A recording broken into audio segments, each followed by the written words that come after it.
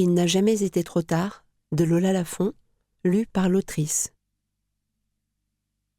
C'est ce que nous laissent les disparus, ces évanouis, les manquants, les passés trop vite.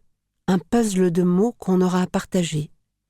Des confidences, des désaccords, des fous rires, des désirs et des doutes. Cette hérédité fragile nous échoit. Mais qu'en fera-t-on ? C'est une courte phrase écrite sur une feuille volante, quelques mots que mon père m'adresse après une discussion au cours de laquelle nous ne parvenons pas à nous entendre. Veille à garder la bonne distance avec ce que tu traverseras, à retenir l'horizon comme une leçon toujours en cours. Un conseil énigmatique que j'oublie, un papier plié en deux et abandonné dans un cahier. Mais les mots attendent leur tour, et cette phrase m'attendra. Aujourd'hui, cette distance me constitue.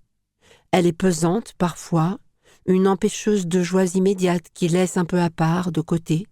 Elle vient comme un vent contraire quand on aimerait se laisser emporter.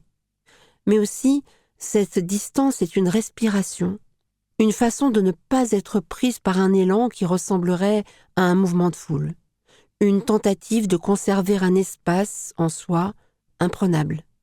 Pas une place forte, mais un coin de jardin, un rien, un banc face à la mer. Garder la possibilité de se soustraire, le temps d'une suspension, d'une trêve. Aux écrivains, on demande fréquemment s'ils écrivent chaque jour et quand, le matin, la nuit.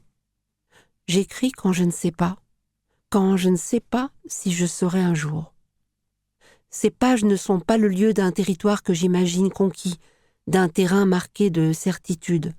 Ce livre est une histoire en cours, l'histoire de ce qui nous traverse, une histoire qu'on conjuguerait à tous les singuliers.